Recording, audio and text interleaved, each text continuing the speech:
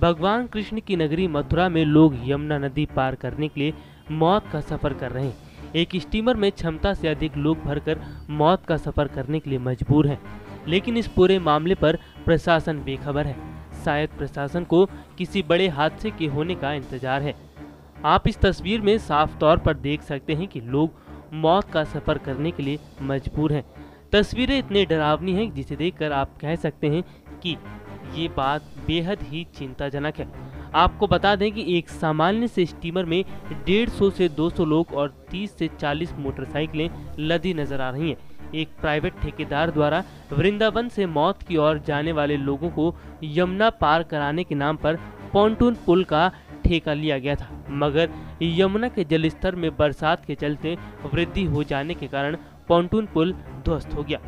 देखिए ये छात्र किस तरह से यहाँ होने वाली समस्या का बयां कर रहा है।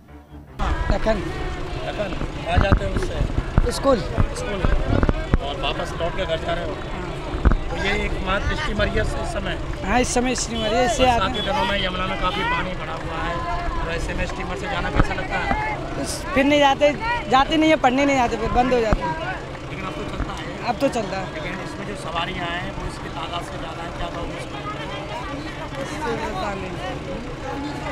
नहीं हो पाए, ज़्यादा है ना सवारियाँ? आज ज़्यादा है, मोटरसाइकिल की सब भी है, बहुत कुछ है। क्या नाम है आपका? पप्पू। पप्पू, स्टीमर पे ही काम करते हो? नो, नहीं रहता हूँ वृंदावन। अच्छा, यहीं रहते हो।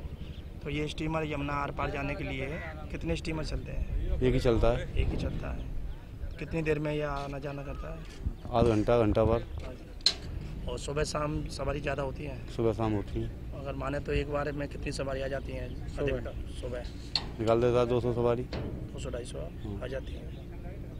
तो इतनी 200-250 में इसमें कोई खतरा तो नहीं है? कोई खतरा नहीं है।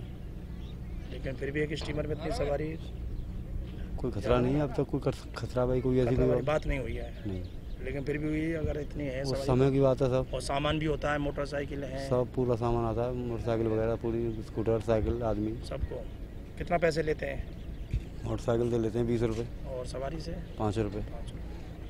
तो यहाँ का जो आसपास के लोगों को वृंदावन आना जाना इसी के माध्यम से हो रहा है। जी। और पुल कब चालू होगा? ये पोलो होगा दिवाली के बाद।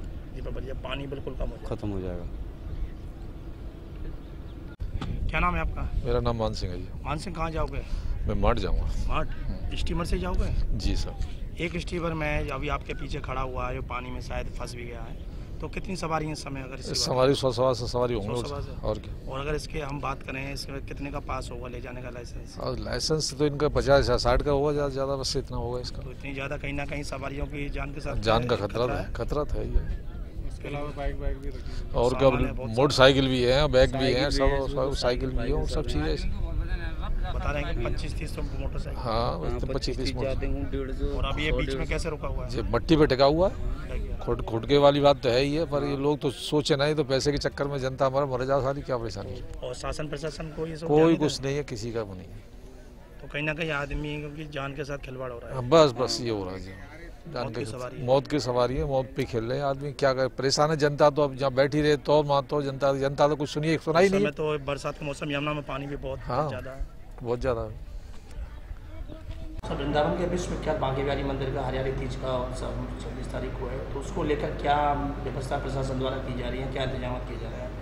देखिए, जो हरियाली तीज पर वृंदावन में काफ़ी श्रद्धालु आते हैं, अच्छी खासी भीड़ भाड़ रहती है। इसके दृष्टिगत जो भी महत्वपूर्ण स्थान हैं मंदिर के आसपास एवं जो भी महत्वपूर्ण रास्ते हैं वहाँ पर पुलिस ड्यूटी लगाई गई है, पिकेटों की ड्यूटी लगाई गई है। जो हमारी ट्रैफिक है, ट्रैफिक का काफ़ी कंजेशन रहता है, उसके दृष्टिगत ट्रैफिक डाइवर्जन प्लान है, उसको लागू कर दिया गया है।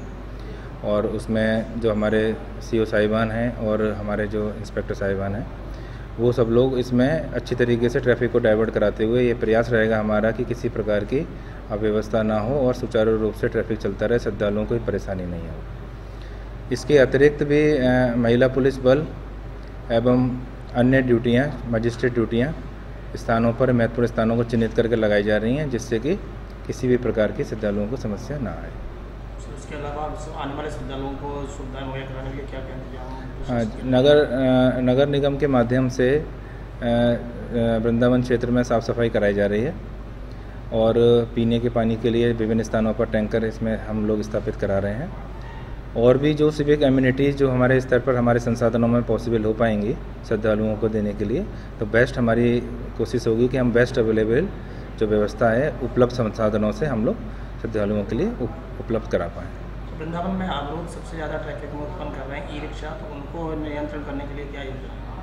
ई रिक्शा के लिए एक स्थायी कोई व्यवस्था के लिए हम लोगों का विचार हो रहा है। इस पर ट्रैफिक के अधिकारियों के साथ विचार विमर्श भी हुआ है, बैठकें हुई हैं और उम्मीद है कि शीघ्र ही इसका कोई एक स्थायी समाधान निकालकर पब्लिक के सामने प्रस्तुत किया जाएगा। नेक्स्ट 9 न्यूज़ के लिए मथुरा से अमित भार्गव की रिपोर्ट।